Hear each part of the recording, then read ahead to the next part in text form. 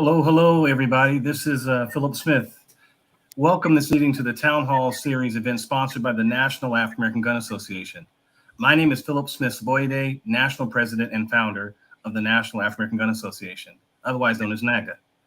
Tonight is going to be very special and important for our community of gun owners because tonight we ask the question, how can we protect our community and the Second Amendment at the same time? How can we keep the Second Amendment strong and address putting protective measures in our community as well? In the last few weeks, there have been multiple events that have happened. The Uvalde school shooting, Buffalo church shootings, Congress passing bipartisan gun control laws the first time in 30 years, and the U.S. Supreme Court expanding rights for gun owners in New York and the entire nation. We have seen a lot in a short period of time. What is critical tonight is that we get to hear our own voices from within the Black community and provide our own unique perspective. For the first time, we can utilize the expertise and experience of our folks and our organization in these conversations. The Second Amendment is ours, just as much as any other community in the United States. We are unapologetic in our beliefs. We are pro-2A, constitutional carry, and pro-Black. We have endured 300 years of not having a voice. Now we have a voice. Never before in the history of the United States have this many Black folks have guns. I estimate at least 18 million. The official figure is around 14 million, but I believe it's around 18 million, and that's just legal gun owners. If you take in illegal guns as well, it's well over 20 million. So we are definitely in a position we have never been in before. I will not call this a renaissance because that would imply that we've been in this place before. This is an awakening. This is a movement. This is the National African American Gun Association. So tonight we have an opportunity to talk about a variety of issues in this town hall format. Here's some quick ground rules. No cursing, no hate speech allowed. Everyone be respectful of everyone speaking. If you respond via online, be passionate, but not disrespectful if you have a disagreement. At NAGA, we have a saying, you'll hear me say this again and again, we agree to disagree, but not disconnect. Every panel member will have up to 3 minutes to respond, short and concise, because we want to get around the whole panel and have everyone have an opportunity to give their perspective and, more importantly, their personal view on the issues that we're going to be talking about. At the end of the hour, which is around 8 o'clock or 10 minutes to 8, Carbon Q, who will be assisting me, will take questions from the chat room online and present them to the panel members for response. Just 1 or 2 questions. So make sure that your questions are very, very eloquently laid out so you can get selected to have your question presented to the panel. We'll have about a 5 to 8 minute break at the end of the hour, around 8 o'clock-ish, and then we'll have our second panel come up, and they'll have a new set of topics to talk about. I think you guys are going to find very, very interesting and very, very intriguing. Okay, with that, if that's understood, let me bring in the panel members at this time so we can get their name, their title, where they're from, and all that good stuff. I'll start with Courtney Redmond. Courtney, go ahead and say a few words. How you doing? I'm Courtney Redmond. I'm the Illinois State Director for the National African American Gun Association, based here in Chicago, Illinois. And hey, I'm happy to be here. Okay, great. Hey, Doug, you next. Good evening, everyone. My name is Douglas Jefferson. I'm the Senior Vice President of National African American Gun Association. Great. Tracy? I think you're on mute. Thank you. I'm Tracy Brown, and I'm an artivist or artistic activist. I'm also leading the charge to eradicate the use of Black images as shooting targets. And I am the Director of Membership for the Greater Bay Area chapter of NAGA. Great, great. Sean? How's it going? My name is Sean Campbell. I'm the National Advisor for the National African American Gun Association. I'm based out of Atlanta, Georgia, and I'm excited to be a part of this town hall experience. Great. James? Hey, everybody. My name is James Coombs. I'm a licensed clinical social worker. I'm based out of Burbank, California. I've been working in crisis mental health for about the last 15 years. Great. And Chad, go ahead. Good evening, everyone. My name is Chad King. I'm the Midwestern Regional Director for the National African American Gun Association, the chapter president of the Black Hawk Gun Club, serving the Metro Detroit area. Great, great. All right, great. Before we start, I'm going to try, if you guys can't hear my question, I'll repeat it a second time to make sure that it goes across well. The first topic that we are going to talk about for the folks listening are red flag laws. That's been something that's been very, very popular as of late. The first question I would like to ask is the following. How do you think the red flag laws will impact the African American community? I'd like to start with Chad on that one.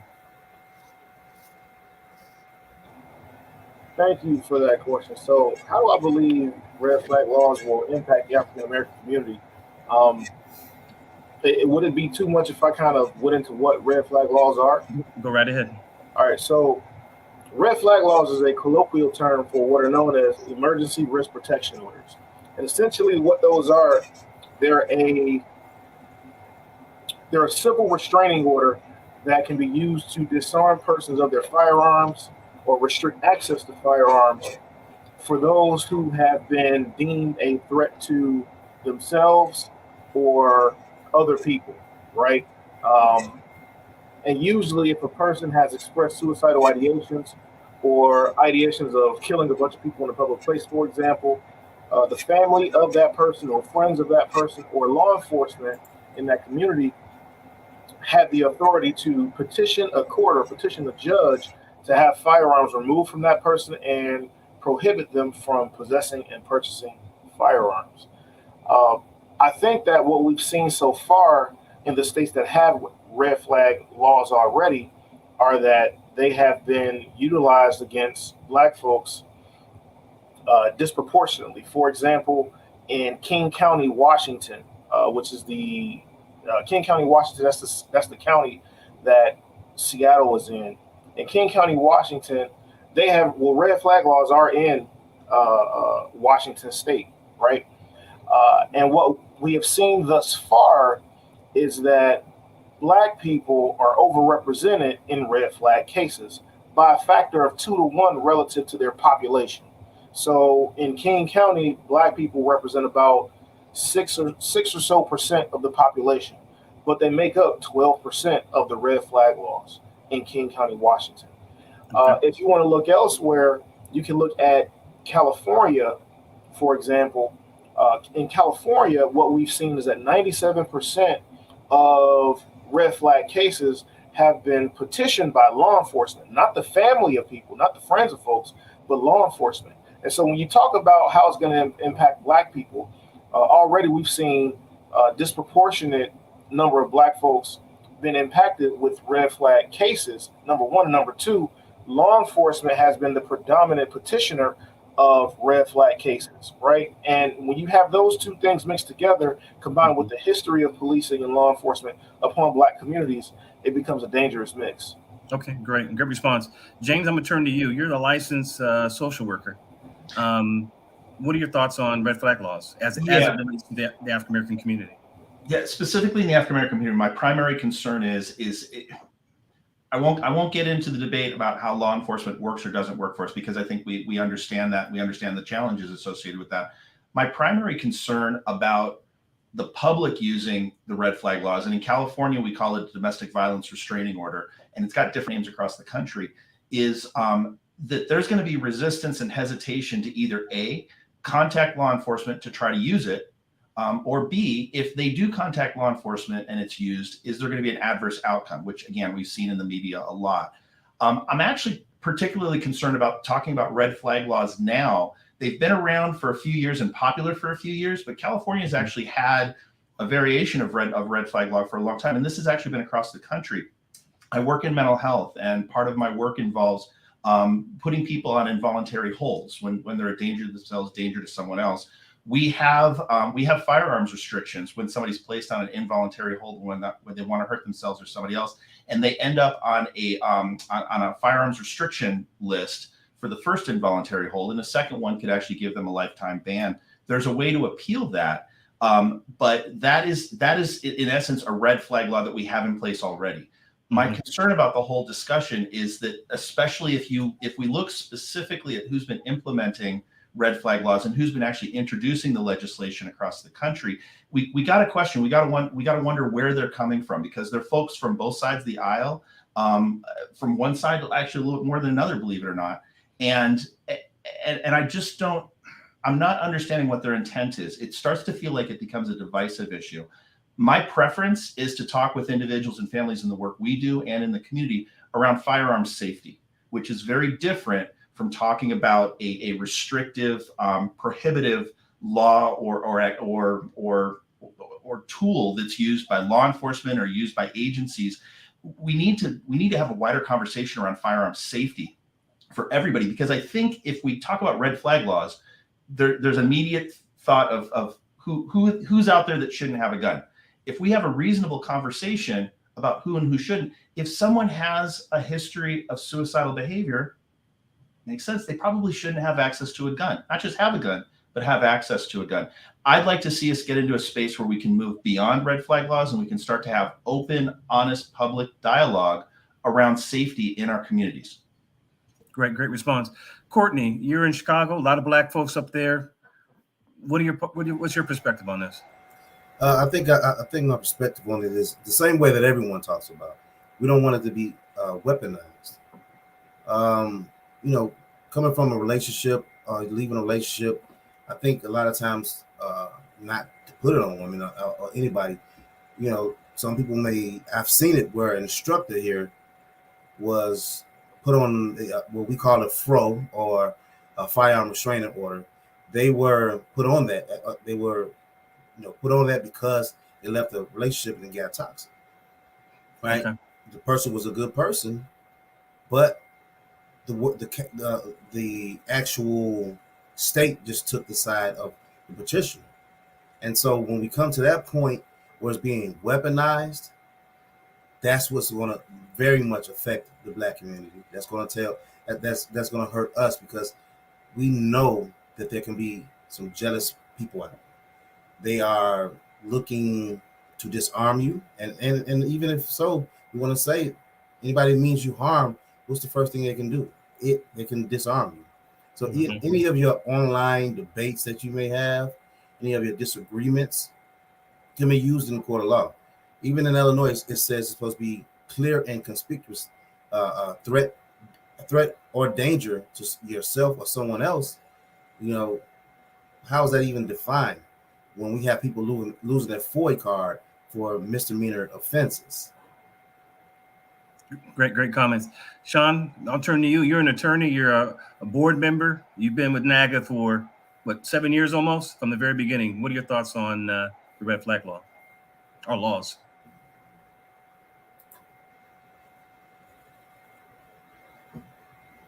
I think we can't hear you, Sean. Yeah, I think that everybody has that's spoken on it so far has made some very valid points.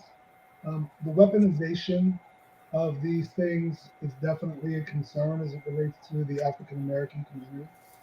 We've seen, I don't know, on how many countless occasions on social media where people of other cultures or ethnicities have weaponized the police and the 911 system against people that are in the African American community for things that they should not have been doing, or for things that they had every right to do.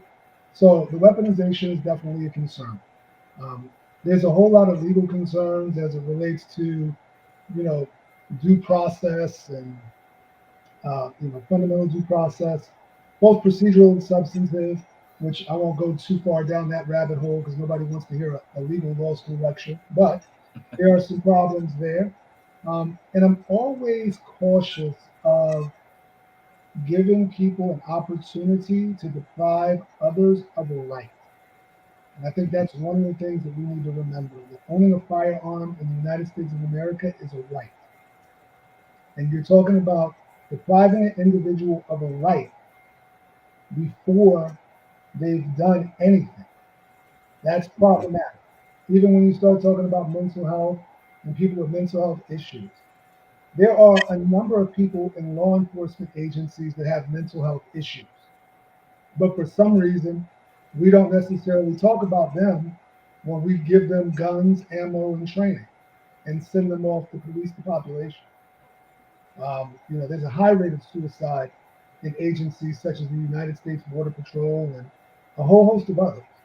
But yet, nobody seems to talk about that when it comes to red flag laws. They'll say, well, they have psychological screening, and some departments they do, some departments they don't, and there's no universal standard for it. So, when we start talking about taking away guns from people who commit suicide or who have suicidal thoughts, well, are we going to take away prescription medication from them too? Are we going to restrict their access to vehicles so they can't drive them off of a cliff? Mm-hmm. Are we going to take away, they can't go to Home Depot and buy a rope so they can hang themselves in their garage? So it's a slippery slope when you start trying to become a proactive police state. And I think that's where these red flag laws start to lead you in that direction, which is a proactive police state, which is something that our society at large, and particularly the jurisprudential foundations of our community and of our country, is not based on a proactive police state. Okay, great comments. I'll turn to you, Tracy. You've definitely been an activist out there in California. You've turned and had the horrible imagery of Black men changed. What are your thoughts on the red flag laws yourself? I share a lot of the same concerns that you're going in and out, Tracy. Some of the other panelists in California state that employers and coworkers can also raise the red flag. And that's of concern because, as another panelist stated, of the Kevins and the Karens out there that just want to do what they can to control us or hate on us because we don't kowtow to what they say or move how they want to move. That said, there is something to be said for a person who is truly mentally unstable not having access to a firearm. I appreciate that people are talking about rights and but when we look at the rate of domestic violence in various communities, but especially against Black women, and how often nobody will listen to Black women who may be experiencing domestic violence, and the connection between partner homicide and I'm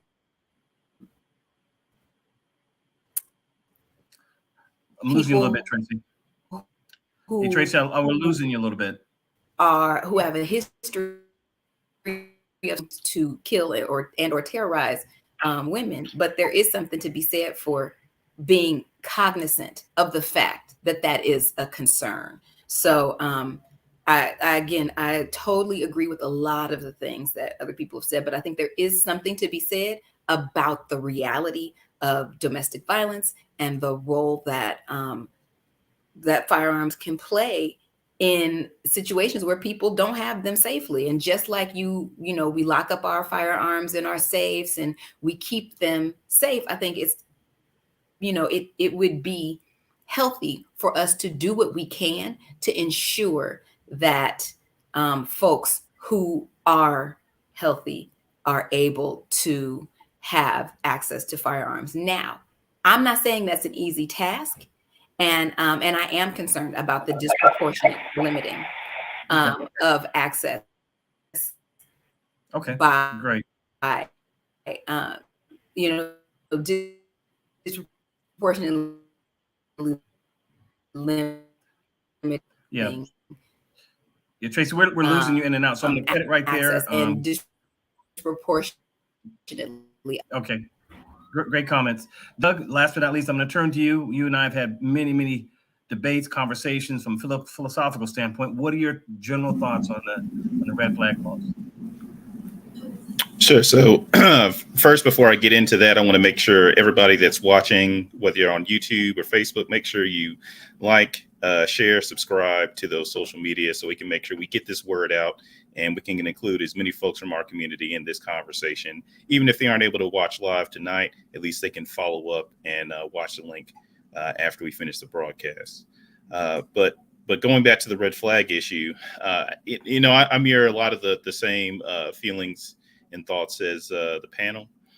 some of the things that concern me about red flag laws and really about any legislation that's trying to tackle a very, complex and problem. Oftentimes, when we have these big complex problems, there's a push to just do something, and far too often, particularly in this country, the history of doing something is usually putting out law that's either, that's badly written for a number of reasons. It can be because legislatures, they just haven't done enough research to put together the law or laws or solution in a way that's going to be both effective and respect people's rights. But it can also just be a matter of lazy legislators where they are just trying to, check a box to say that they've quote unquote done something to have an effect on the particular issue. And so what we're looking at with red flag laws is really it's trying to address the phenomenon of mass shootings or active shooters, which already there's a problem in that because you have so many definitions that are used to describe those things. But even where you have both sides of the table, both those that are pro-gun and anti-gun talking about the issue, there's a lot of what gets left out is talking about these, different things that go into law. Even if one were to say, okay, a red flag law could be effective, there are a lot of pitfalls that it could have, things that have been mentioned by the panel already and some that haven't. So things like, who is allowed to call in a red flag order?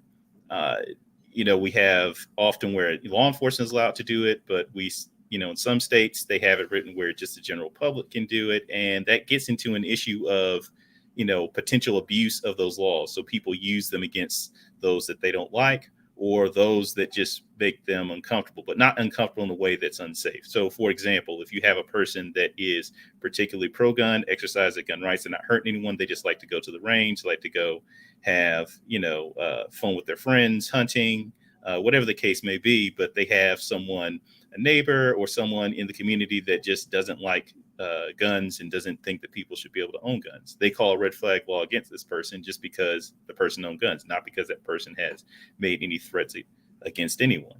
So now that person has an encounter with law enforcement that they really shouldn't have had in the first place.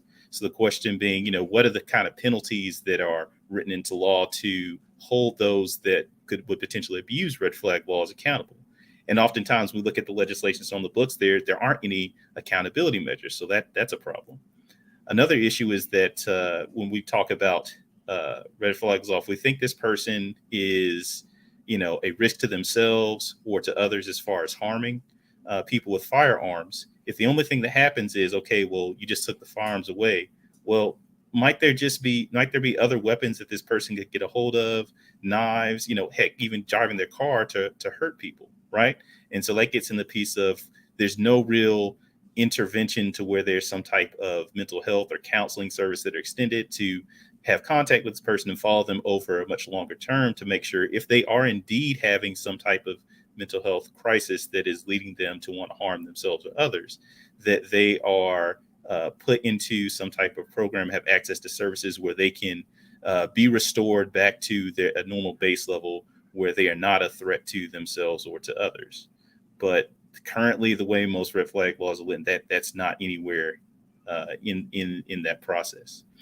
We worry about due process for red flagged individuals. So once again, if it's abused, how long is it before this person can, go to the courts and petition, say, hey, I want to get my firearms back because, this was used erroneously or maliciously against me. I'm not actually a threat to anyone around me.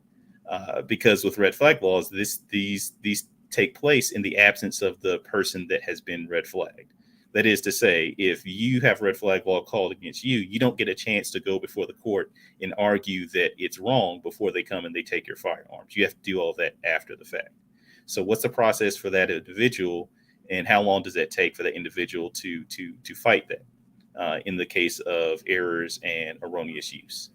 And often another thing we see is with red flag laws is that there is no requirement for the state to provide legal representation for the person that's been red flagged. So unlike other criminal court proceedings where you have a right to an attorney, whether you can afford one or the court will appoint one for you, that's not the case necessarily with red flag laws. So yes, even if there is a process for you to go and fight against it being used erroneously against you, you still have to go and pay for your own legal representation, which that can price out a number of individuals, particularly in our community, because we know about the financial issues that African-American community has as a whole.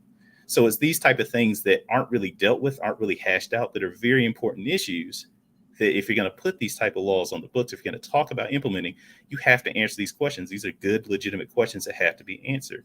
Otherwise, if you don't, you run into situations where people have their rights taken away, and you have, these particularly laws that have been written badly applied against those that have the least ability to fight back against them, which typically in this country historically has been the African American community and poor people in general.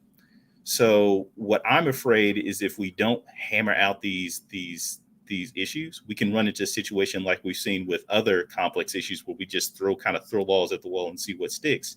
They end up putting a lot of Black people in jail, like we've seen with our drug laws in this country, with the war on drugs.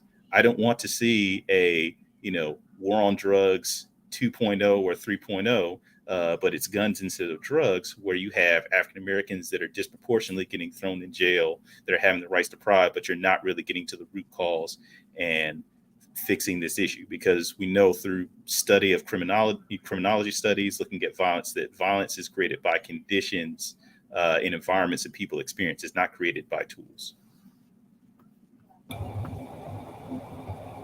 Doug, Phil, you're on mute. Can I add something to that real quick to piggyback on something? Yeah, can I add something go ahead.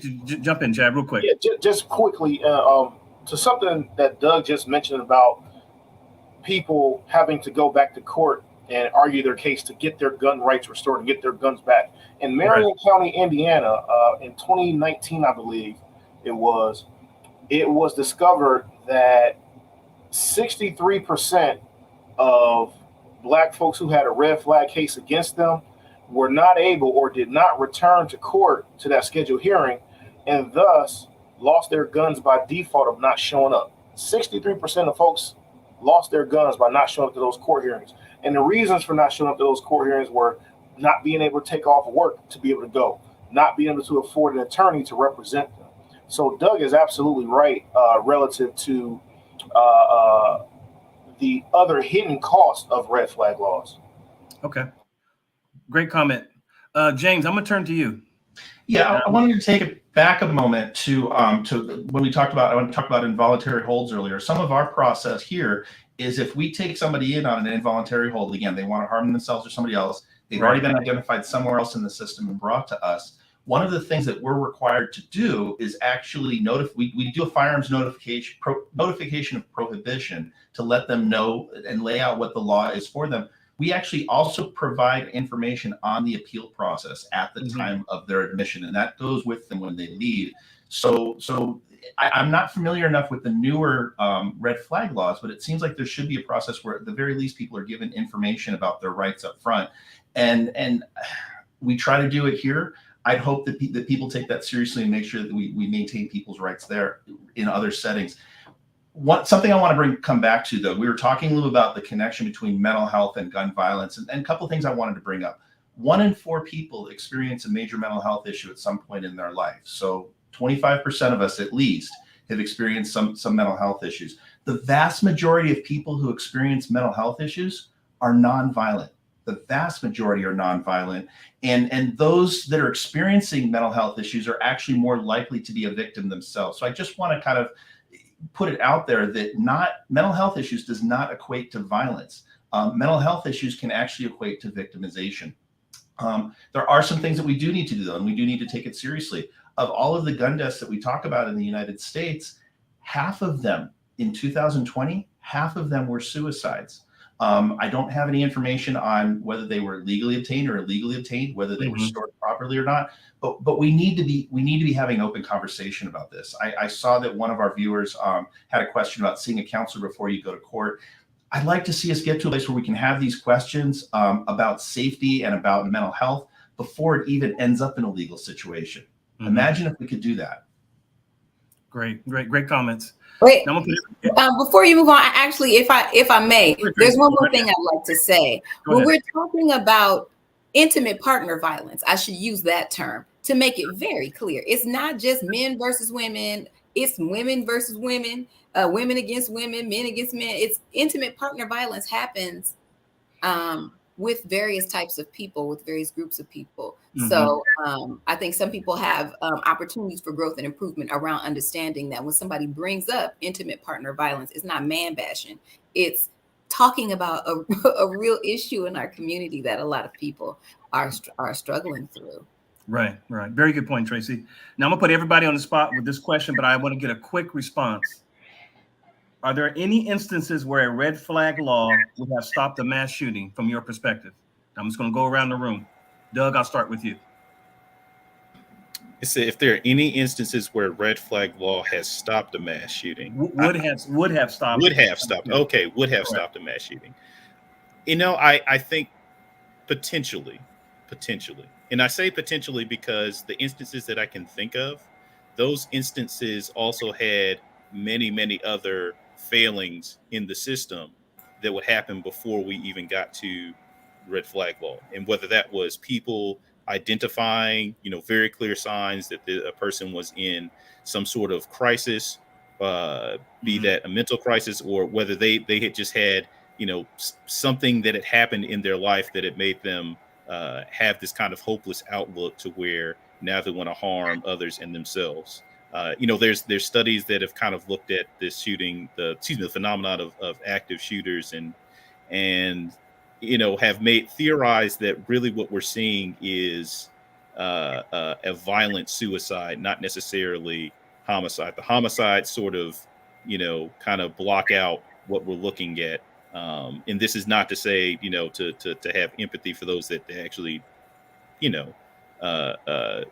perpetrate these crimes, but that is to say, to understand, we have to understand what's happening before we can really come up with responses that are going to be effective.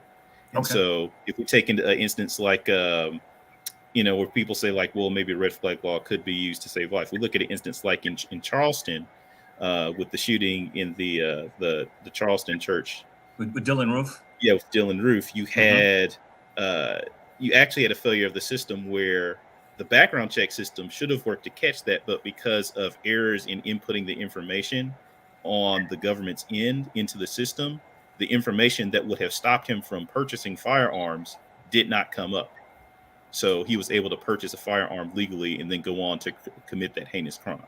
So even where we have measures that generally most could say would have some type of effect, there's still there's still room for failure. So even if we look at even if we had science and data that said that red flag laws would absolutely save hundreds and thousands of lives, which we don't have anything that definitively says that right now. But let's say if we had that, there would still be an opportunity for that system to still fail. So you still don't come to a point where you have none of these shootings ever happening again.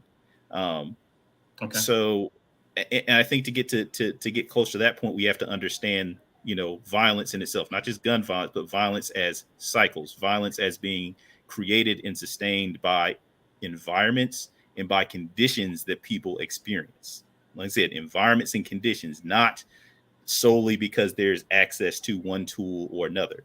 Those tools can help facilitate violence that a person wants to commit, but it doesn't create the need or the want or the drive to commit that violence in the first place. So I think we have to get to those root causes and look at those conditions and environments that are creating and sustaining this violence. Great comment. Courtney, the same question. Are there any instances where a red flag law would have stopped a mass shooting from your perspective? No.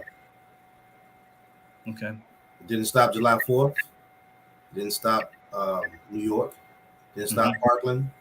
Didn't stop the 841 homicides in Chicago alone. No.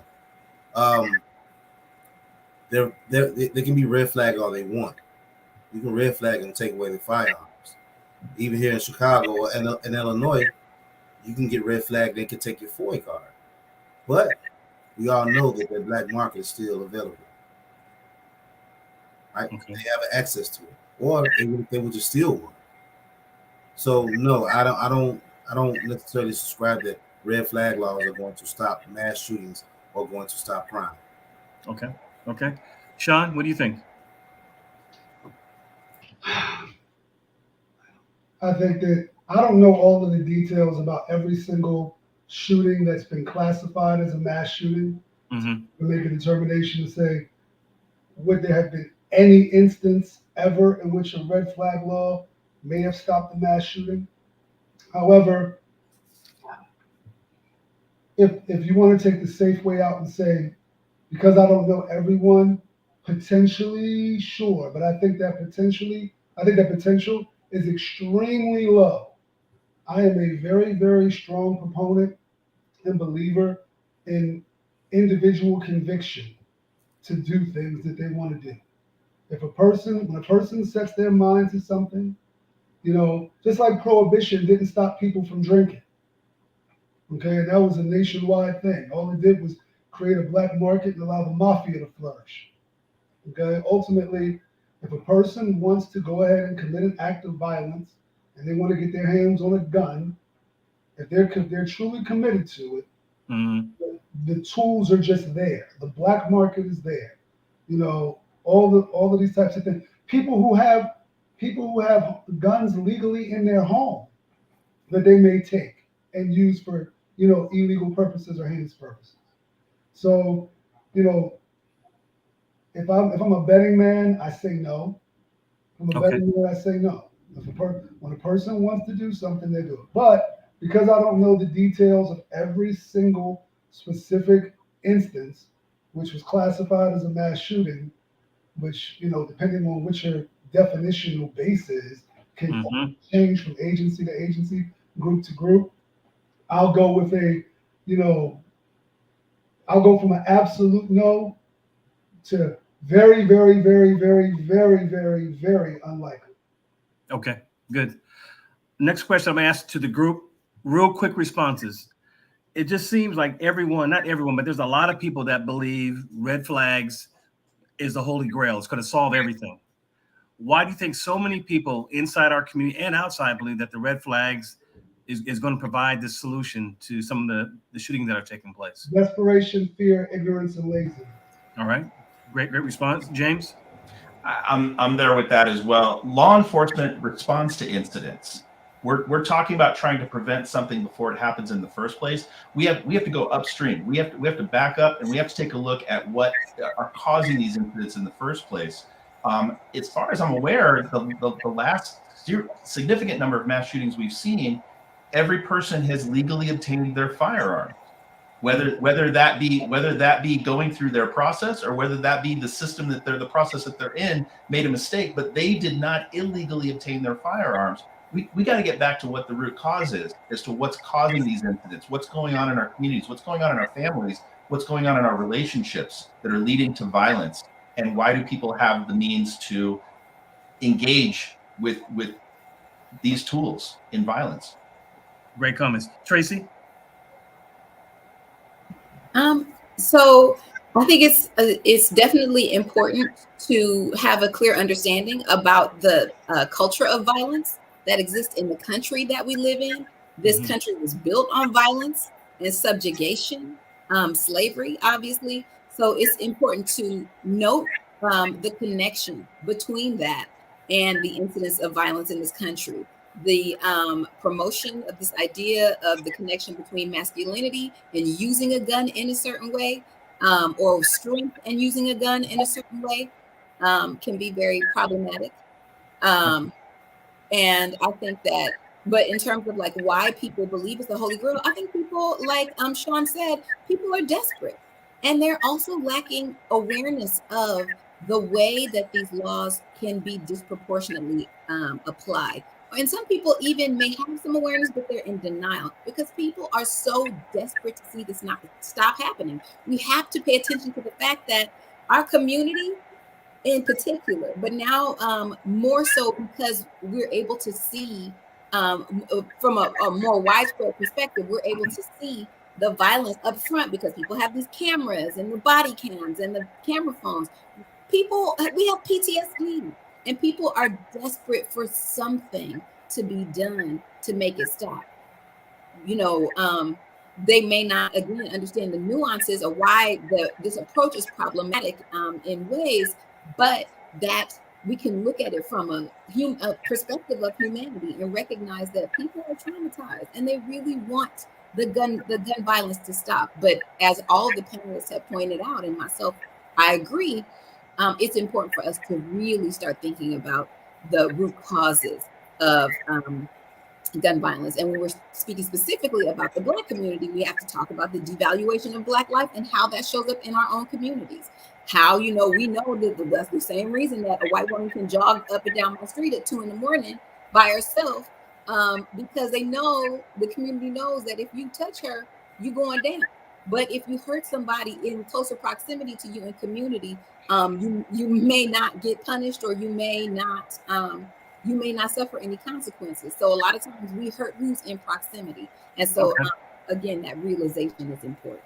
Okay, great. Chad, I know you got to get out of here in a few minutes, but let me get your last comments on this topic. I can't hear. My bad. I think that people look at red flag laws as this holy grail, so to speak, because what we're talking about really is the composition of values, positions, and policies, right? And so I think if we look at what everybody's shared value is making sure that people are safe from violence, free from violence. I think that that's something that everybody can agree on, that we want to have as less or as little violence as humanly possible in our communities, in our homes, in our neighborhoods, or in our country, right? But then when we shift over into positions, that's where the bifurcation begins, or the split begins onto how we execute that shared value. Right. And so I think that what happens is there needs to be a little bit more alignment on the position, which will then create alignment on policy, right? Now, as it pertains, the other piece I would think about or look at is that I think oftentimes what happens, unfortunately, is the object, which is a gun, is used to distract or obfuscate the subject, which is violent, right? So when you say a thing long enough and loud enough, people believe it to be true, and which is the same thing that we happen with gun violence. We're using the object as a precursor to the subject, thinking that if we deal with the object, it's going to solve the subject, and that's just simply not the case. And just because a gun is featured as a medium for violence does not mean it's the reason for violence. As James said, this is an upstream issue for a downstream expression of a problem. Every time a politician or advocates for an object-based type of legislation, they ignore root causes. They ignore subject-based solutions. They ignore the ecology. And when I say ecology, what I'm talking about is the socioeconomic, the socio-political, the socio-educational, and the physical environment where things happen at. And as long as we are ignoring those things and focusing on the object as opposed to the subject, we're going to be stuck in this mode of wanting to do something and thinking that doing anything is a movement and progression to solving the problem, when it's really, quite proverbially, the Band-Aid on a gunshot wound. And great comments. So what I'm getting the feel for everybody here saying is that we're looking at the symptom as opposed to the disease. Would that be a fair assessment? Absolutely. Okay, good. Yeah. Okay, at this time, we're getting close to 8 o'clock. Carbon Q has some questions from the audience that she's going to come in and ask to the panel. So we're going to bring her in and see if we can get some questions directly to her. Well, maybe she won't be ready. Go ahead, Hey, Doug. Phil, I've got, she's been putting the questions in the chat so I can pull up and just read off some of those. Okay, go ahead. So folks, if you guys don't know who Carbon Q is, she's a great individual, real advocate for Black folks being armed and practicing their self-defense. She works with a regular gun guy on RGG, his channel. So if you guys get a chance, check them both out. They're really great individuals, both of them. What's up, RGG? But some of the questions that Carbon has sent over to us. So this one sounds like it's right up Sean's alley. So the question is, if a citizen is in possession of legal firearms and is pulled over by the police and arrested, how does the Second Amendment help in cases like this? Well, That's loaded. the first question, thanks to this wonderful concept called federalism, is what state are they in? That's the first question. Because depending on which state you're in depends on what your obligations are when you are approached by law enforcement. So, in a state like Georgia, you don't necessarily have an obligation to inform an officer that you're armed. In other states, you have obligations to inform an individual that you're armed. The Second Amendment helps, I guess, in the broadest terms, because it gives people a foundation from which to function. We understand in our society that as a baseline, guns are legal. And so we start from there, as opposed to something like cocaine, where we start from a baseline of cocaine is illegal. So it's always good to start from a baseline of legality, because everything else that stems from that, is rooted in legality. Now we have to go ahead and start they have to find a way to say what you're doing is somehow illegal, as opposed to looking at you and say you have per se committed a crime just by having a gun. Now, the other details, however, are really going to be state dependent. But the Second Amendment being obviously a federal law because it's part of the Constitution, that's the broadest understanding of it, is that it gives you a foundation of legalization from which to function, as opposed to starting from behind the eight ball, so to speak. Okay, great comments. Next question, Doug. All right, next question. Let me go back here. All right, so this one is a little bit, this is probably more up James's alley. So that question is, what is the appeal process if someone issues a red flag on you? And of course, James, I know you'll be speaking from the California perspective, but just take as an example, could you kind of walk us through that? Yeah, I don't have the specific, the gun violence restraining order process. There's supposed to be a due process there, but specifically if somebody's placed on an involuntary hold for danger to self or others, we do a full notification at the time that they're placed on that hold, and we provide an instruction sheet to them. What this does is this gives them instructions on what time frame they need to reach out to the Department of Justice, what information they need to provide for due cause with that.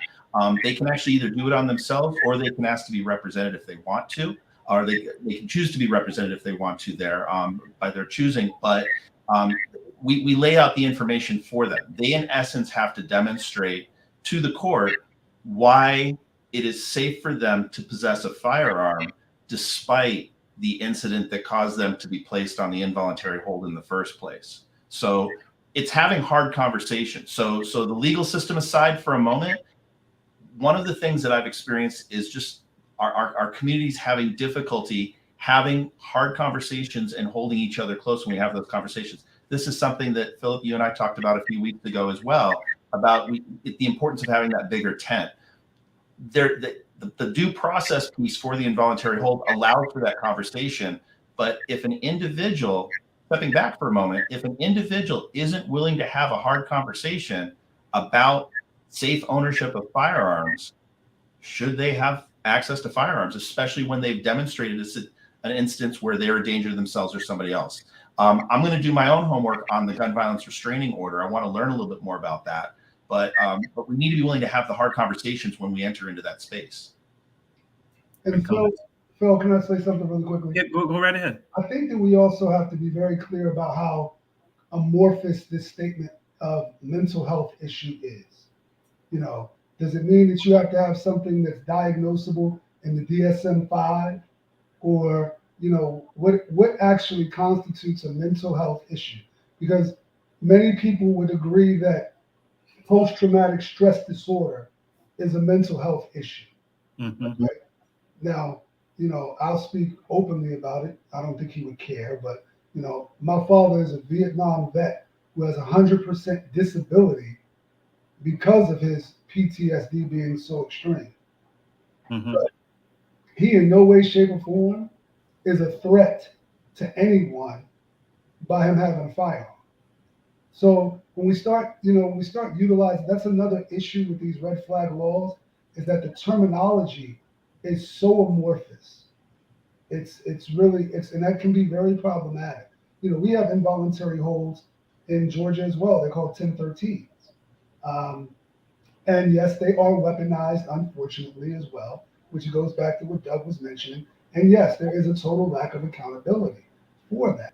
The biggest problem is, well, not the biggest problem, but a big problem is the manner in which we are defining some of these terms. And that's why when you look at legislation when it's written, a lot of pieces of legislation when it's written, the first 2 or 3 pages oftentimes is a definition section.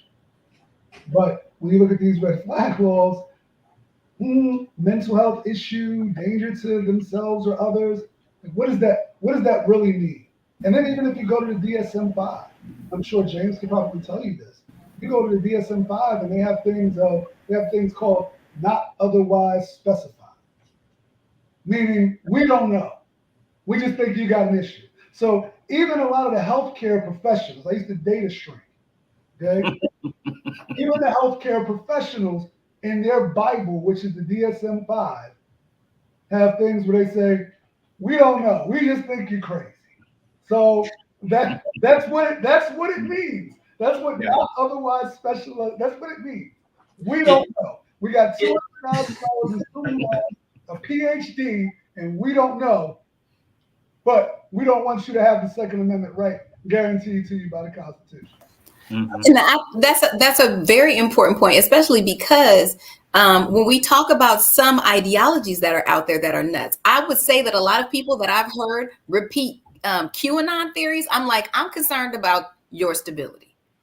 You believe that, I'm concerned, right? Mm-hmm. But they aren't classified as having any sort of impairment or challenge, etc. Even though we're listening to a pizza parlor. Okay, that's interesting.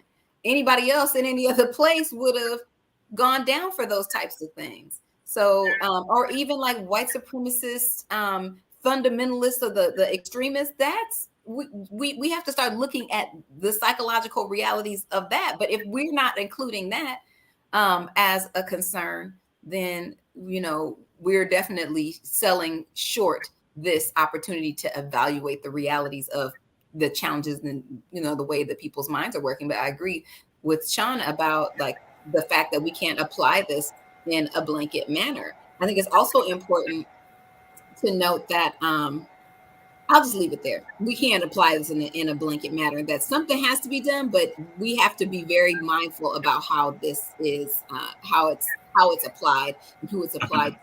And to answer your question about whether or not the red flag laws would have stopped this, that, and the third, I have to say that I don't necessarily think they would have, because I don't think, like we stated earlier, the red flag laws were invoked against people previously, and it didn't stop them. Look at this crazy person or this ridiculous person from 4th of July. So folks who really should be people of concern are let off because maybe their parent is a prosperous business owner, or because there's not this blanket perception that they are a threat as there is with us. So the disproportionate application is real. Okay, great. Hey, and this I'm glad you brought up that point, Tracy. That kind of segues into the last question I was going to have for the group from the chat. And so to preface this question, the point that you brought up was about how folks are throwing out mental health issues as kind of the catch-all to say that's how we identify who these potential shooters are. But there hasn't been robust conversation talking about how some of these ideologies that people believe out here are informing in influencing them to take up these heinous crimes. Like we saw in the Buffalo shooting. This guy, there's no other way to say this guy was a white supremacist. He was a violent white supremacist, right? And belief in that ideology certainly influenced him into committing the crime that he committed. And so we've got to have that conversation about, the ideology and be honest about it, which, even as heinous as that ideology is, because people believe a lot of horrible things in this country. But just because you believe something horrible, that in and of itself doesn't necessarily mean you plan to go and shoot up a bunch of people.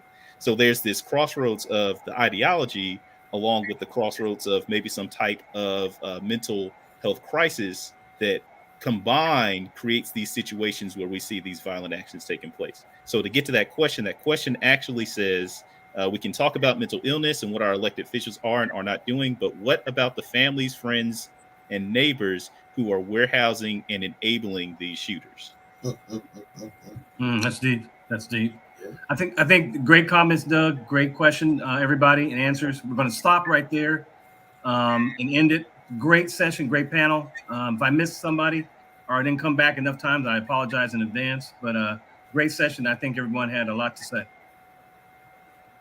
And just so folks are clear, we're not ending for the night, right? We're switching over. We have a new set of panelists that are coming up to discuss some other questions. So don't leave yet. Don't go and log off of Facebook and YouTube yet. We've still got more for you for another hour. So just sit tight.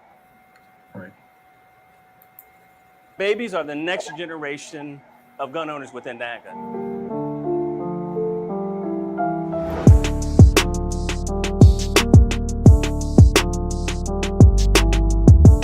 My name is Douglas Jefferson, Senior Vice President of National African American Gun Association. Work very closely with Phil and have worked extensively with Geneva and Jonathan with the organization. As Geneva said, both our organizations have kind of grown up together. So.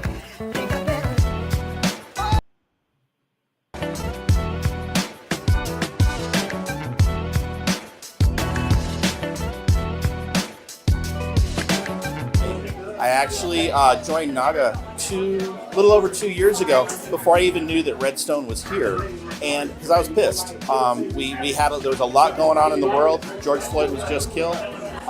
We had Breonna Taylor. We had Ahmaud Arbery. Going back, I still had Philander Castile on my mind, and the brother that had the toy in his hand in Florida that got shot by law enforcement. And so I was pissed. I was pissed at the NRA, and I wanted to get involved, not just for myself but for my family. And so we've got a family membership, and it was through NAGA that I actually discovered. I've been in Burbank since 2001. Find out that Redstone's here as well, so I got involved with them, take some classes, bought some firearms, supported the black-owned business, and grateful that they're here, grateful that the organization's here, and actually grateful for this turnout today. You have the right to defend your family.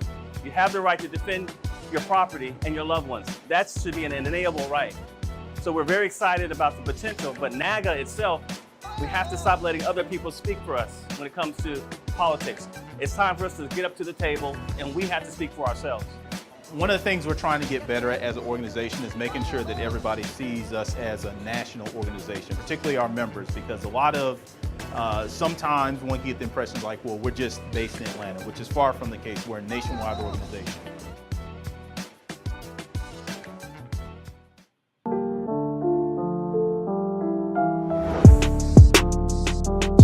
Redstone's the shit.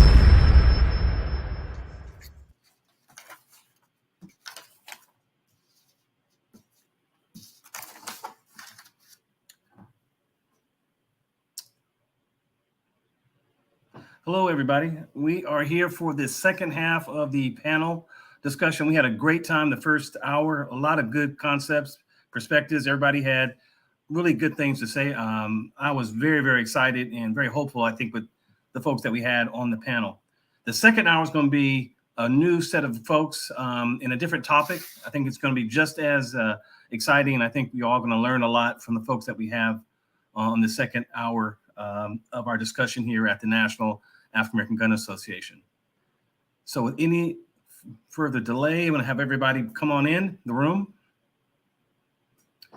All right. I think we have a couple more people coming in. Great. Can everybody see me? Mm-hmm. Good. How's everybody doing tonight? Good, and you? Well, Good. We're going to start it off. I'm going to go around the room again. I'm going to start. Well, Doug, everybody knows who you are. You're a world, renowned guy. Chris Allen, introduce yourself. Tell me where you're at and what you do.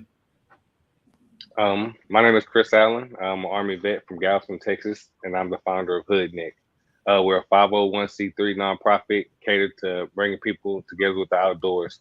So we teach people how to fish, farm, and firearm. So we teach people how to fish, farm, and firearm. So survive off the land full circle. Great. Vice Mayor, you're on. Good evening, Mike Gillen, Vice Mayor, City of Tamarack, Florida. 12 square miles, population 74,000. Also a candidate for mayor of the City of Tamarack. Member of NAGA, gun owner, small business owner, and I believe we need to change our views of the Second Amendment. And I'm glad that NAGA exists because all of us don't agree with the views of the NRA, don't want to support or become a member of the NRA. So happy to be here tonight. Great to have you, Mayor. Unc, how you doing, brother? Doing well, sir. How are you? Good. Give everybody your name and what you do and all that good stuff. So I'm Rob Unc Austin. I am the president of Shoot to Win Charlotte and the Southeast Regional Director of NAGA. We've got the largest region in the entire organization with 7 states. Former law enforcement, 26 years in law enforcement, 15 of those years SWAT. I still teach at the academy. I was just teaching combatives today. I still teach firearms.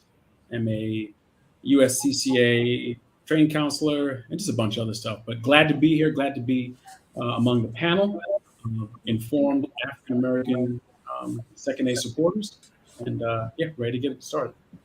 Great to have you, Unc. Miss Joy Allen, how you doing? I am wonderful. Thank you for asking. I am Joy Allen. I'm here in Raleigh, North Carolina, representing the North Carolina Gun Club here, Triangle NC Gun Club here in the Raleigh area. I am a pastor, a mom, a wife, and a firearms instructor, and I'm just honored to be here on tonight for the discussion. Well, I'm glad to have you here. I'm glad to have everybody here. This second half's going to be hot. I ain't going to lie. So everybody buckle up, get ready to talk about it, because this is going to be some really good conversation. Not that the first half wasn't, but I think it's going to be some very good discussions. I'm going to start it off with a tough one. Do you think teachers should be armed? Doug? Should teachers be armed in schools? So I've got a nuanced answer to that. If we look at active shootings, as we generally think of them, someone that is, picking an environment where they can just shoot people unconnected to any other, not connected to some type of gang violence or intimate partner violence. We see that they're targeting places where they can get high body counts and where they will, at least in the short term, not run into, or very unlikely to run into, some type of significant resistance to what they are doing. And so if we look at active shootings through that lens, I think there is an argument for arming teachers. But the caveat that I put on that is I don't necessarily think that there should be a mandate that says all teachers should be armed, in any jurisdiction. I think a smarter move would be to open up arming teachers, open up the arming teachers to the jurisdiction, and saying those teachers that are going to choose to do so can do so, and then having some specific standards that they have to meet in order to be armed and to operate on the school premises. I think also in part of that, there has to be some, not just the jurisdiction saying that teachers can be armed, but changing some of the laws as well, because current law does restrict, at the federal level, who can carry on public school campuses, on K through 12 public school campuses. So that would obviously need to be addressed, because you could have a state say, well, teachers could be armed, but you have, laws that say, well, at the federal level, well, no one can be armed on the premises outside of law enforcement. And so we definitely don't want to put teachers in some type of legal trouble because of that. So, yeah, my answer is that I think that should be an option that's on the table. But I don't think it's something that should be forced on teachers. I think it should be made available to those teachers that want to put forth the time and the commitment to being armed the right way on campus. Okay, great comments. I'm going to go to you. You're a former law enforcement officer, SWAT, as you just mentioned. I'm sure you've seen a lot of incidents where violence has happened on folks. What are your thoughts on arming teachers in a school setting? Yeah, and I've responded to a school shooting. So there's some pros and cons, and I think Doug hit it right on the head. There's some nuances to it. The con of the pros, it does give the classroom a fighting chance against an assailant or an active shooter. It does bolster security. It saves already strapped school districts that are strapped for cash. It saves them money in having to pay or get money to harden the school. Because they now have someone in there that can handle or address that threat. There have been at least 6 school shootings that were actually halted because of the presence of a member of faculty or staff with a gun. I had some dates: 1997 in Pearl, Mississippi; 1998, a junior high in Edinburgh, Pennsylvania; 2001, Santee High; 2002, Appalachian School of Law; and 2010, Sullivan Central High School in Tennessee. So there are some situations where faculty or staff that were armed halted active shooters. There are some cons. The presence of the firearm does increase its ability to be used. It could provide the active shooter with more ammo or access to the weapon if the teacher or whoever the staff is mishandles or doesn't handle that firearm effectively. What happens with students, because they're 57% of the active shooters some of them were former students. How does that impact the teacher having to shoot a former student that they've created this relationship with? Teachers are underpaid. What happens is their pay going to increase? Every municipality, every district, every county has something that they call risk management. If risk management is going to assume the liability, meaning an employee of the county or employee of that municipality is going to do something and risk management is going to sign off for it, is risk management going to sign the check for any negligence, misfire? I mean, because even best intentions, if a shot goes awry, we all know there's going to be some litigious action. Is the risk management division going to say we're going to take on all the liability, or is that going to be totally on the teacher?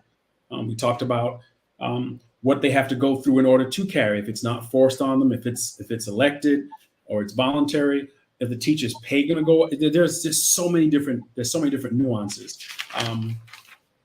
It does place the school and it places the county and municipality at liability. And in closing, it places the teacher's life at risk.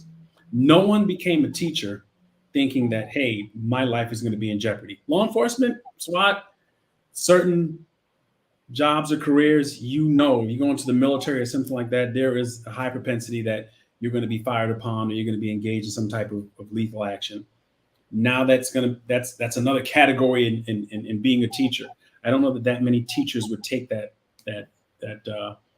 would take up that huge responsibility. So I do agree that maybe some administrators in the schools who are going to have more opportunity to be global around the school could be armed. So that's an option. And I, in closing, I think what Doug said is right. Maybe not off the table. We've got to really create and strategize a comprehensive framework if that's going to happen. Great comments. Mayor, I'm going to turn to you. You've heard an officer. I'm sure you have a lot of officers underneath you. What do you feel about arming teachers in your city that you run? Well, initially I would have said no, but based on the recent shootings, I may have to change my position on that. I mean, here you had a situation in Texas where officers refused to go into a classroom to save students. You had parents who are willing to go in and defend the lives of their students, and police officers that would not. Both parties brought up some great points. I think it should be elective if that's the decision that's made. I think there should be some extra pay. The insurance that's contracted with the school would have to pay any libel or lawsuits. Now, whether the school takes on the role of arming teachers or not, there's going to be a lawsuit. So here in Florida, we just had that Parkland shooting.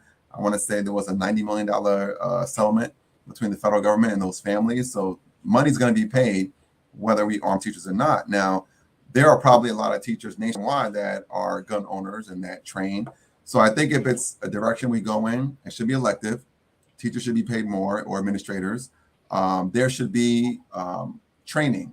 So I have a lot of friends that are police officers, and they have to go to the range themselves and pay themselves. So a lot of officers go through a whole career and never use their weapon.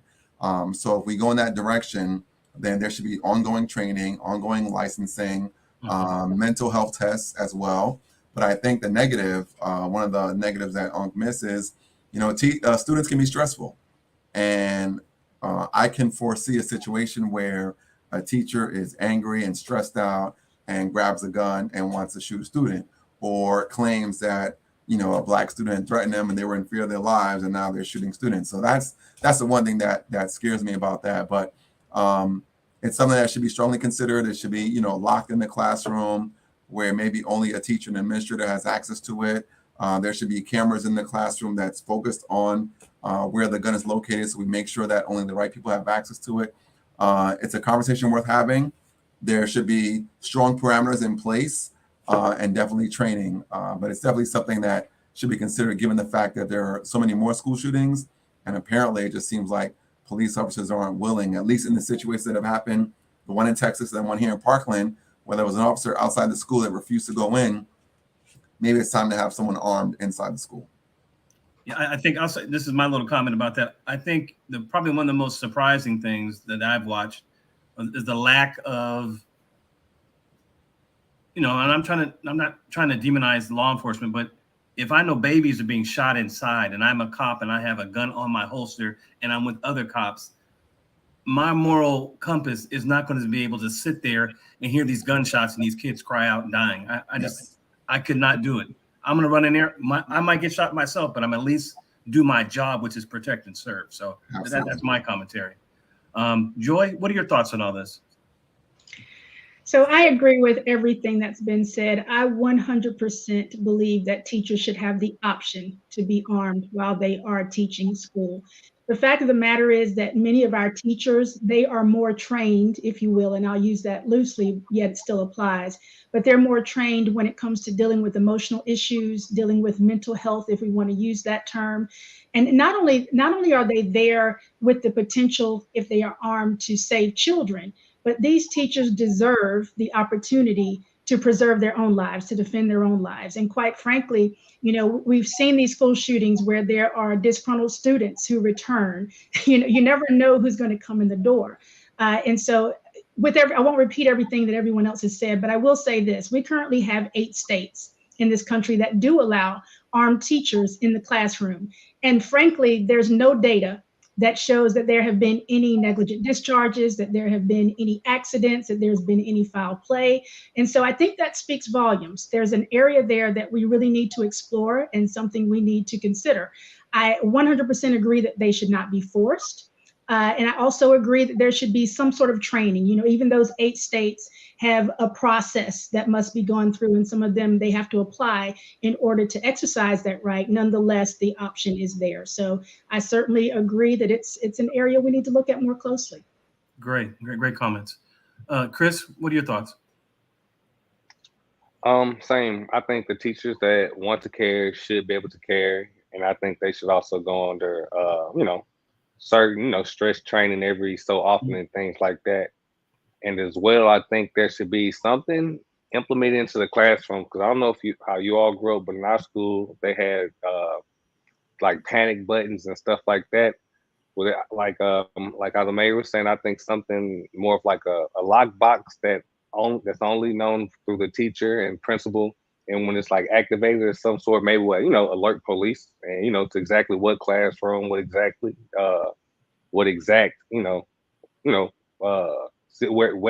they are, something like that. So I think would be like helpful just in case, because you never know when you're in that type of situation till you need it. Because a lot of teachers will say they don't want to carry and stuff like that, but realistically speaking, if you're somewhere and they're shooting, you're not ready for it. Yeah, you might want to protect yourself that last second. You might want to have that option or something like that. So that can also be, used as a tool for police to notify where, he can also be, whether the intruder or the person trying to cause harm is at. So, he's in this classroom, his teacher had to pull out this firearm because he's getting close, or, something of that way. But yeah, I think the teachers who want to carry should be able to carry. Okay, great. Now, this is a question to the whole panel. In your mind, what do you think a hardened school looks like? What does that imagery look like to you versus a soft target school and a hard target school? What are the foundations that are different between the both places? Mayor, I'll start with you. In my view, a hardened school looks like jail, right? You're locked in a facility. When I was in high school, we had pretty much an open campus. I can leave for lunch. I can go out through different back doors. Obviously, there were gates in the parking lot. I think my junior, senior, I was able to drive to school. But now, I take my son to school. He's 7, just turned 8 years old. There's one way in, there's one way out. It's locked in. And I don't have a problem with having to show ID to go in and grab my son, but it's a lot different than what it was when I went to school and even in high school. And so a hardened school means your kids are just locked in and they don't have that freedom. And I don't know that this whole idea of protecting the Second Amendment means that wherever we are, we have to be locked in a particular environment, whether it's the church. And now the church I go to has an armed police officer there at all times. A hardened school means it's our kids are not going to have the kind of freedom that they should have. It's to me, it's almost like a jailed environment, and I don't know if that's a positive thing. And so examining that compared to having voluntary trained armed teachers, and I forgot to add that they wear some kind of identifier, so when police officers come in, they know, okay, this person's wearing a particular label, so they know they're on the right side. It's difficult, but hardened schools I can't imagine living in that kind of environment as a student, and it doesn't. Okay. Doesn't offer room for growth. Okay, I got to go to you. You just mentioned that you had dealt with this personally. Yeah. So what are your thoughts on a hardened school versus a soft school?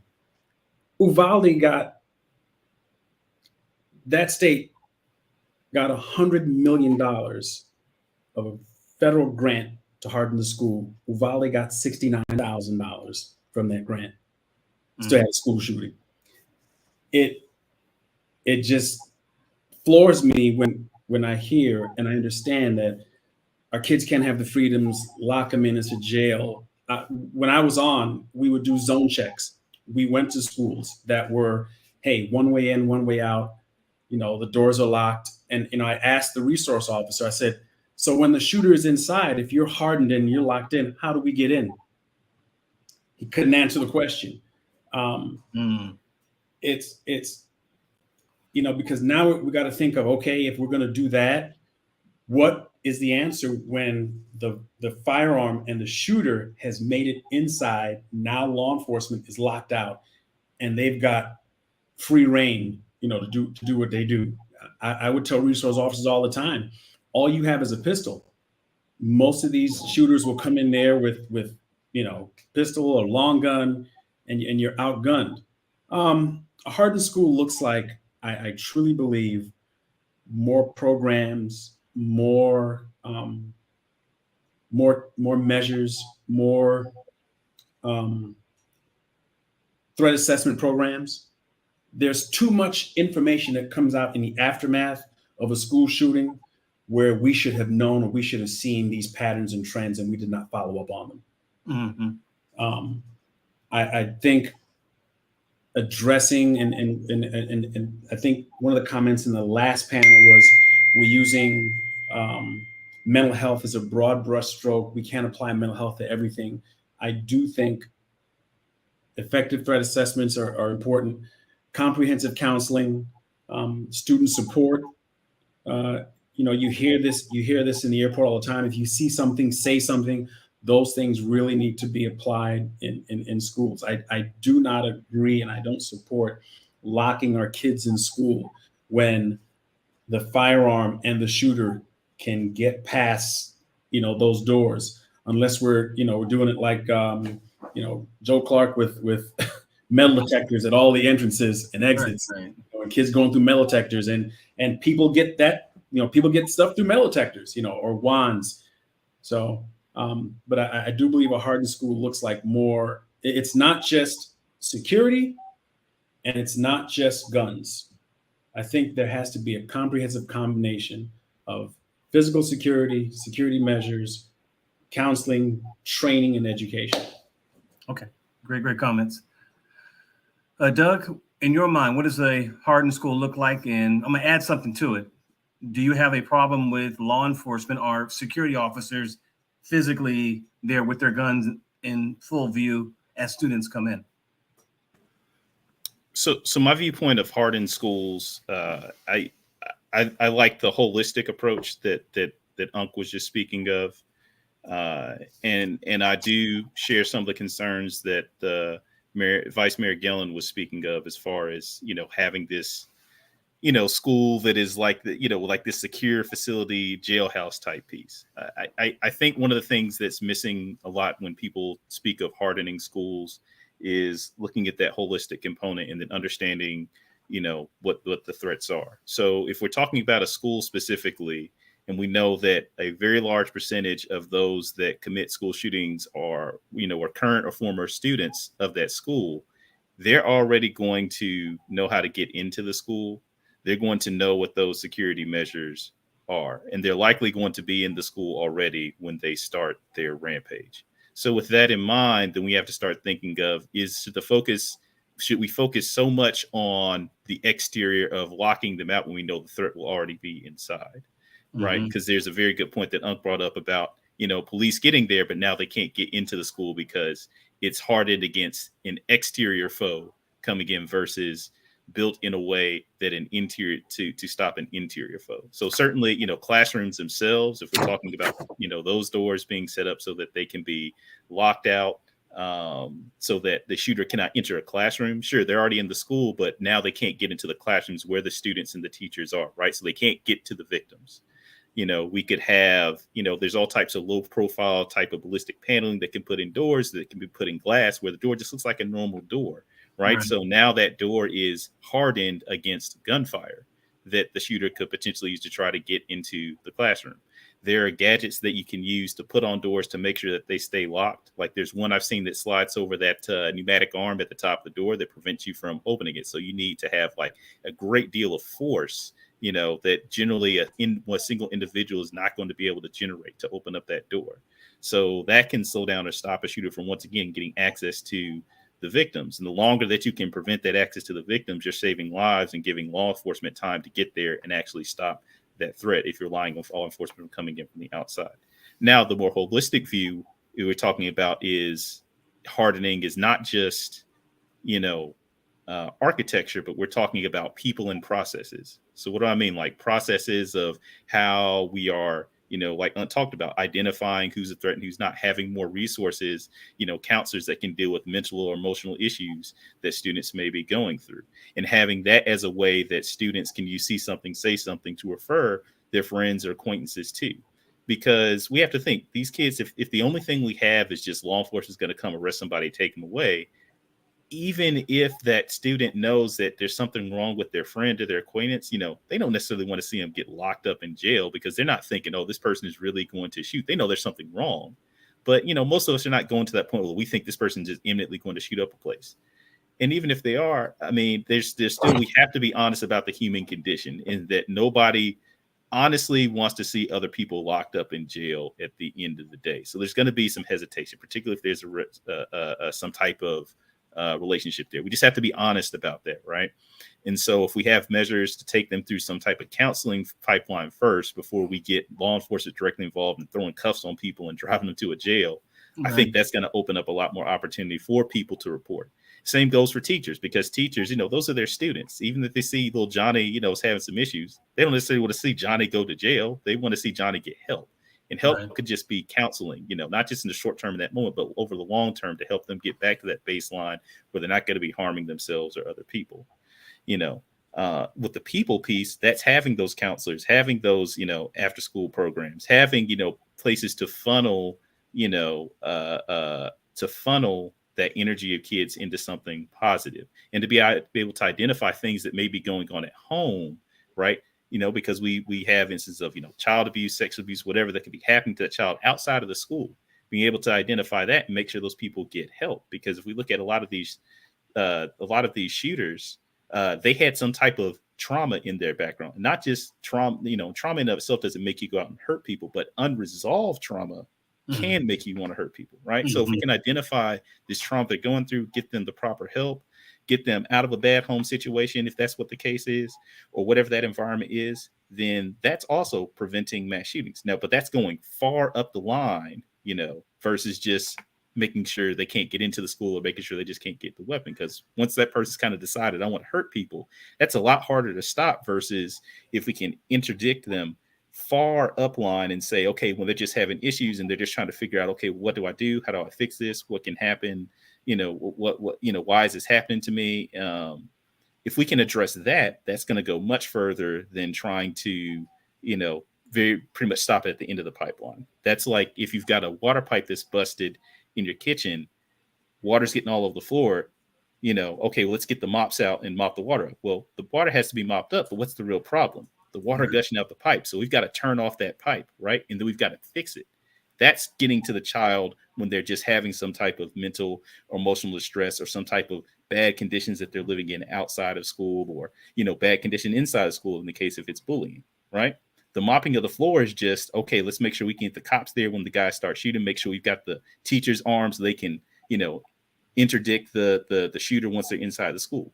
Yes, those are things that we should have as options, but that shouldn't be the primary option, right? That's like the last line of defense. We don't want to go to the last line of defense when we're trying to stop this problem. We want to have all those other lines of defense set up so that we catch it way earlier, so that, even though no system is perfect and you could still have this incident happen, we can definitely decrease the number and the frequency in which we see it. Great. Joy, I'm going to pivot to you. Okay.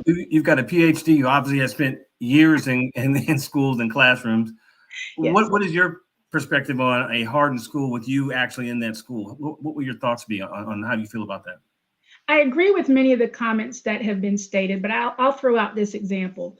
Prior to 9/11, our airports were all soft. Anybody could walk in, anybody could visit, watch the planes take off, anything of that nature. After 9/11, we saw airports all over the country become hardened. Mm-hmm.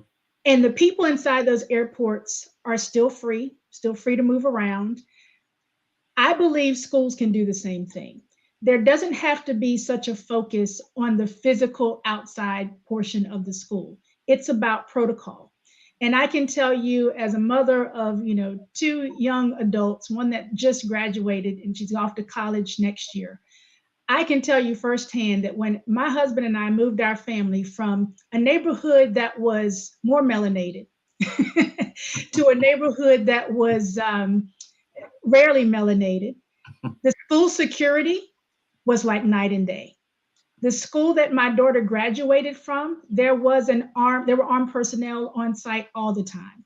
The doors were electronic. So even though you could not get in during certain times, anyone could get out. The doors only locked during certain times from the outside, and they were remote controlled so that if any of the staff who were designated to be so, they could push a button and those doors would fly open.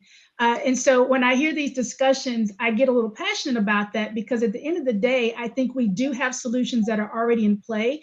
It boils down to money.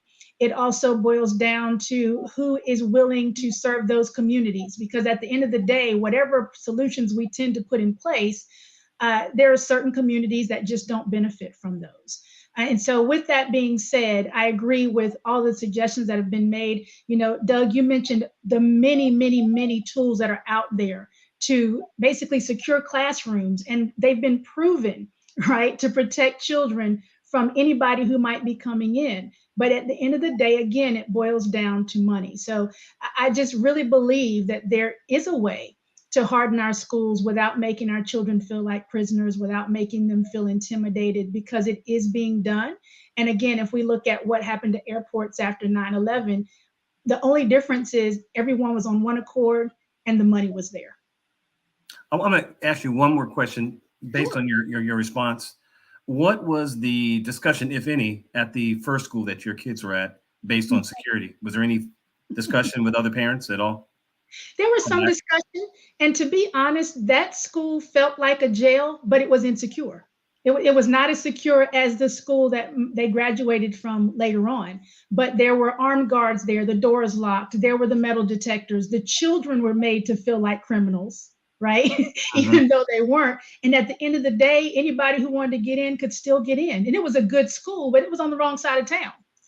When you move to the school on the right side of town, it's the complete opposite. These kids are thriving. They're very free. They feel safe. But at the end of the day, that school was on lockdown for anyone who was not supposed to be there. So I think there's a message in that. These problems have been solved. It's just a matter of which neighborhoods have the solutions and the funding to back that solution. So would you say like it's more of a financial issue more than anything? I believe it's a financial issue. I think it's also a socioeconomic issue as well, because we know, at least here in North Carolina, funds are divided by county, and the funds that you receive are based on who's at that school. So, I won't get into that, but there's some political discussion there. Okay. Chris? So hearing this conversation from a lot of people is confusing for me, because I feel like I come from a hardened school, but that's all I've ever known. So in Galveston, Texas, how we grew up, there's one public high school, 3 middle schools, probably about 9 elementary schools. None of the elementary schools have any police presence or security force, anything like that, but every single middle school has a security officer who's not armed. All he has is mace and stuff like that, who patrols the hall. And they have about 2-3 police officers. There's a little area, they might have a classroom or something in each middle school where they, that's theirs that they report to every day. And they get a vehicle and they patrol 300 feet from the campus. Like they drive around. So everything, because if you get in a fight 300 feet off campus, they will write you a ticket and you have to go to court. If you get in a fight in school, you have to go to court. So in high school, we had an actual police station. The GISD, our whole district, that was the headquarters. Their police station was a part of our high school, still is to this day. We had security officers there that patrolled the hallways. Like you could still sneak out because all the doors, you can go out, but you couldn't come in. So you can, there are different hallways, Mr. Gamble, Miss Freeman, we knew all the police officers, we were friends with them, they were a part of our community, they were our friends, grandparents, their parents and things like that. But if we got in trouble, the truancy officers, what we call the actual policemen, because they could write you a ticket if they caught you skipping school during a certain time, 300 yards, 300 meters, what it is off campus. They'll write you a ticket, bring you back to school.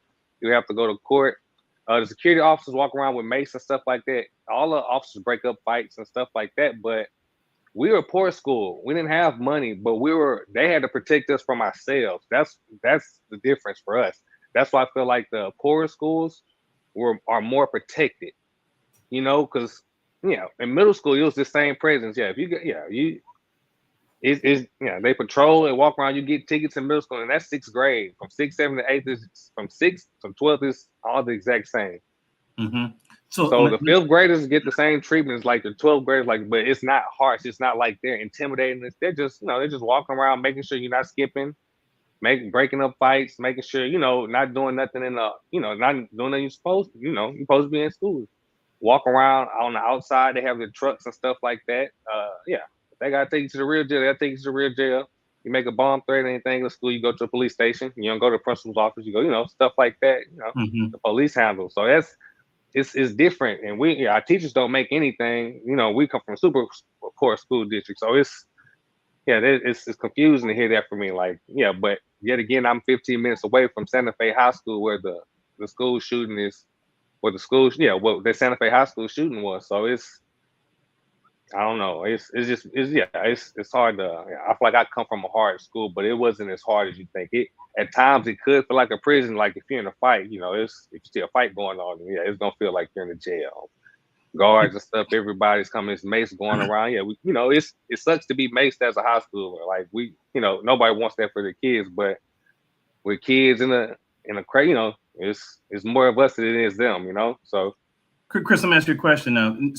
While you were a student in that environment, did you feel safer or did you feel less safe? Yeah, I felt safe. I never felt like if it was a lockdown, they locked it down. Dogs would come out of nowhere. Police everywhere. Oh yeah, we just get like bomb threats and everything in school. It wasn't. I felt safe. I didn't feel like if we ever had like a school shooting, because I graduated in 2009, so about a little over 10 years ago. I never felt not safe. I always felt like I wasn't. They may have have to use force sometimes to show their presence and stuff like that, because it's a lot of young men. You know how that gets. It's times where force is needed with that many kids. At that age and stuff like that. But then there's times there's not. And so I feel like we had a good balance. The police are still there. They patrol. Like, yeah, they come to the after school games. They know who and who's not supposed to be at the games, at like the functions. You gotta come in through certain doors to where they can see who's coming in. Yeah, because they may not be able to see who's leaving the school, but it's only certain entrances. Like, once those doors close, there's no way to open them. You have to wait for somebody else to come back out or go through those entrances. So it wasn't too restricting. We still snuck out. We still found ways to skip. Still, found ways to do things we weren't supposed to, even with all that. So Right. Okay, that sounds great. Great comments. One of the things that the Black community really has a difficult time, I think anyway, is talking about the general violence that's been attached to some of our communities across the country, fair and unfair. So I'm gonna go around the panel and ask this general question, and it's an open-ended question. There is no right or wrong answer. What are the causes of gun violence in the Black community that you think is the reason? Mayor, I'll start with you. Thank you. So a lot of causes. Number one, obviously guns in the hands of people who shouldn't have those guns. Number two, social issues and economic issues that have not been addressed. Number three, no community services or resources. So you have kids between the ages of, say, 9 through 16, 17, and no community center, no recreational leagues, no proactive programs for kids, whether or not they're on the athletic side of the talent or a creative side of the talent, for them to express themselves. So what happens is, especially in poorer neighborhoods, boys want to feel like men. They don't have any proactive opportunities to express themselves. And so they get involved with gangs, they get involved with drugs. And if you're going to deal in drugs, then you have to have guns to protect yourself, protect your territory. And then it leads to violence. But, what has this done? What have we done to change that over the last 20, 30, 40 years? You look at a place like Chicago, violence has been going on there for the last 50 years. And no matter how much we invest in police resources, the violence continues. No matter how long we sentence people in prison, the violence continues. Nationwide, 96% of the people who go to jail are going to come back. What are we doing to help them when they come out of the prison system? What are they learning when they're in the prison system so they can come out and have a good job and be a productive citizen? When you go into prison and you're coming from a negative environment and you go back to that negative environment, what are your opportunities to go into the right side of the law? We haven't created that. We've created a society where once you serve time for even the smallest of crimes, you're basically branded for life. You're almost a second-class citizen. In some cities and states, it's impossible to get a barber's license, insurance license, real estate license. So you're almost relegated to a life of crime or a second-class citizenship. So as a society and as a community and as elected officials, we have not done anything in terms of building social service programs to help communities in need. And the young lady on the panel spoke earlier about her community. In most communities, the property values of your community determines what resources are reinvested back into the community. So poor neighborhoods stay poor and wealthy neighborhoods stay rich. Mm-hmm. But if there was a small change where all the property tax values that were generated in a particular county or state, and we take, say, 50% of that and invest that in the poor neighborhoods to bring them up to the standards of the wealthier neighborhoods, then we would have less crime. I grew up in the projects in Brooklyn, New York, and there was nothing, no programs, no swimming, no basketball, nothing.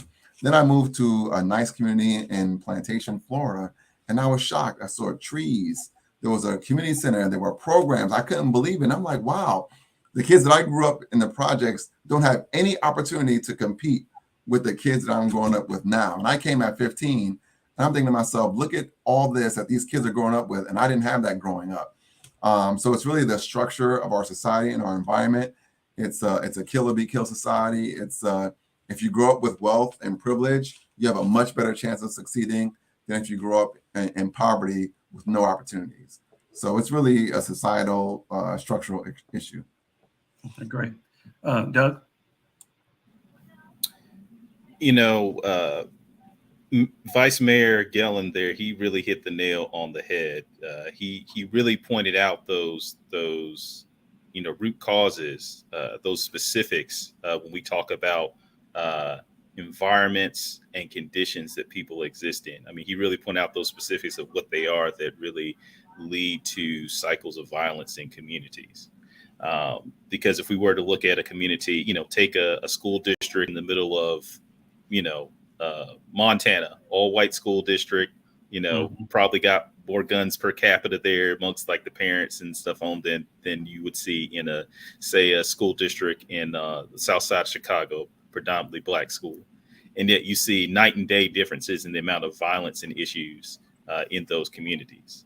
But you have far more firearms in the Montana community than the Chicago community, right? That's not an accident. So that tells you that, however the gun is related to the violence, the gun isn't creating and sustaining the violence. It helps people facilitate cycles of violence, but it does not create them out of thin air, right? It's these environmental conditions that Vice Mayor Gellin, he very eloquently pointed out.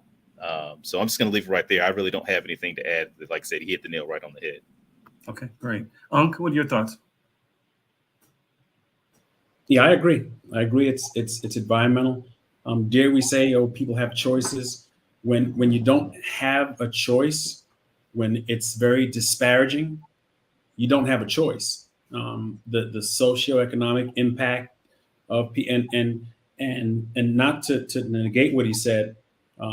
Somebody in the hood, they don't know about property taxes. They don't know about the land value. What they know is, I'm hungry, I can't eat, I don't have a job, I can't get a job. And now with the romanticizing of violence in this country through media, social media, movies, music, when people consider, hey, the way to do it is, I saw it on a movie, go out and do it. And with all the and like Doug said, no, the gun doesn't perpetuate it, but it does, allow for facilitation of it when it's not hard to access it. I grew up in we kind of had the same path. I grew up in Brooklyn, New York. I went to Erasmus, and then I moved to Florida, right? But I saw a lot of similarities. Even in those environments where it was different, there were still some disparities, some socioeconomical disparities that impacted specifically people of color. So I'm going to do like Doug did. I don't have the answer. I know that there's some things we really have to pay attention to as a society. A lot of responsibility is on us as parents, as grandparents, as leaders in our community to impact, as that good book says, if not just one person. Great comments. Joy? I won't repeat what's been said because I agree, and I believe it's a cycle. I'm going to throw in here an old school view, and that is family. Our family structure has been attacked by many of the things that have already been mentioned, right? And in addition to that, our sense of community has been attacked throughout the years, even down to the way that, I'll try not to open a can of worms here, but even down to the way that we have raised our children is now under attack. But as you've mentioned, when you grow up in certain neighborhoods, it's a matter of life and death, right? So if you want to call the police on me because I spanked my son, it's a matter of life and death. Do what you got to do, but I'm going to do what I have to do. And then in addition to that, to working as getting our families back in order, understanding that some families who have been ripped apart because of all kinds of systemic issues, we have to step in as a community. Those of us who have moved away, we need to reach back. Those of us who are firearm instructors, we need to work with civic organizations, churches, youth groups, whatever it takes to get the education out there. Because at the end of the day, especially in poor communities, what drives the Black market is a lack of availability. Even in Chicago right now, there are no public ranges.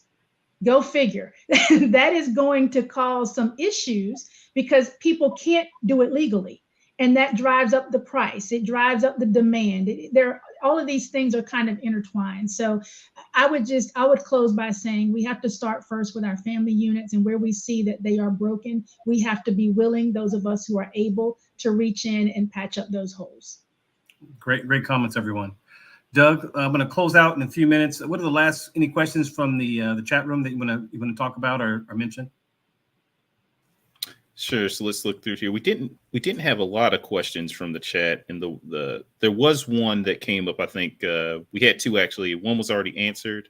We were talking about having individuals on campus, that are just directed specifically for security, be they, veterans or former or current law enforcement. The question I do want to ask though from the chat is. Says, should a situational awareness course be added to the curriculum for both staff and children attending a school? And I don't think anybody's going to disagree with that. But let's have some thoughts from folks on the panel. Who wants to go first? I 100% agree. Situational awareness training is critical. Some people just don't know what it is. Some people really, we coin the term. Some people give a very, very shallow. Some people have no idea of what situational awareness is with respect to where they are, what's around them, what's going on, cues.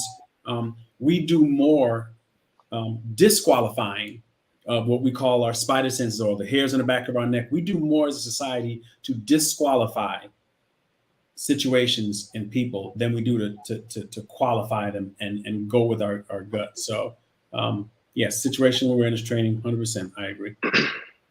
We used to do it. That's what stranger danger was. Remember growing up, we used to implement that all the time. Like that's situational awareness, being able to recognize a stranger, know that they're dangerous to you.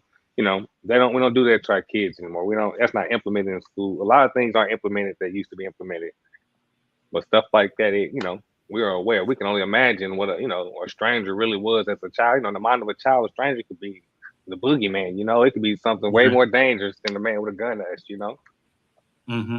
So, yeah, I mean, I think it's even more important these days now, where everyone has their head down on the phone, so they have no clue what's going on. In the environment I grew up in the projects, I always had to be aware of my environment.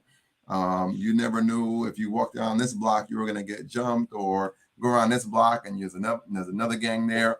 So I always had to be aware of my situations, and that's carried me through. Even when I'm in a good neighborhood, I still need to know if there's a bad situation, how I'm going to leave, what's my exit pattern.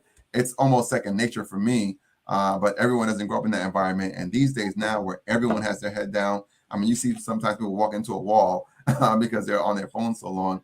That is something that definitely has to be taught. I would agree. Here in North Carolina, we're still number 10 for sex trafficking as well. So it's not just about, gun violence. It's just about survival in general. It's training that is needed. We train our children about tornadoes and floods, things that likely won't happen. But I guarantee you, we all need situational awareness at some point in our lives. So I 100% agree that it's needed. Correct. One thing I'd like to bring up, just to add my comments to this, I absolutely agree with what everybody said about the importance of having situational awareness training available in schools. And I think that combined with if we had some type of firearm safety training available in schools as well, I think that would go a long way, because that does two things. One, you have just the basic education of kids knowing the proper way to handle firearms, because the firearms are out there. They exist in many homes. We don't always know, which parents own guns, which ones don't. But our children are going to encounter them at some point or another. So them being able to know what is the proper method to do when you see a firearm, if you're at your friend's house or somewhere, go get an adult, don't touch it, those type of things, right? But the other piece of it is, if you have these kids that didn't understand what safe firearms usage is supposed to be, if they see one of their peers that has firearms and is being unsafe with them, then that automatically triggers something to that child to say like, hey, I need to tell an adult about this, because this is not how things are supposed to be. And then maybe we've opened up a door where we can kind of interdict, a possible individual that might be, that might harm themselves or harm someone else, right? So that opens up that door. But if all they've seen is just on TV and just see their peer, whatever, has a gun, it's like, oh, wow, it looks cool, because all they know about it is from TV, social media, video games, etc., versus knowing real, legitimate firearm safety principles, and then seeing that and then viewing it through that lens of like, okay, I still may think firearms cool, but I know that's not how you should handle them. So there needs to be something that's done about this. I need to go tell an adult and get some adults involved to start to interdict that. So that's just my 2 cents. Great comments, everyone. We're at 9 o'clock on the dot. Perfect timing. Does anyone have any last comments? Doug, Joy, Chris, Vice Mayor? I just want to say it's been a great panel. I appreciate all the panelists that have come out. Had some really great commentary, some really great conversation. Unfortunately, 2 hours is not enough time for us to cover everything. But the good thing for us and everyone that's watching, this is going to become a series. So we're going to have more of these panels in the near future where we have additional conversations on these particular topics and some other topics that we didn't get to today. So great job, everyone. Really appreciate it. The folks watching out there, Facebook, YouTube, make sure you like and subscribe. Share this with your family and friends. Don't just let the discussion in here, but take that back to your own families, to your own circles of influence, and start having these very, very important discussions that we need to have to address these really, really important and complex issues. And that will have a close. Thank you. I'll just say very, very quickly, ditto to what Doug just said. Great conversation, great perspective. Everyone was very, very on their game, so to speak, and I'm very appreciative of having all of you guys on it. I love all of you, as you know that. You're my brother, you're my sisters, so let's keep it up and let's do it. All right, I think we're out. All right, thanks. Have a good night, everyone.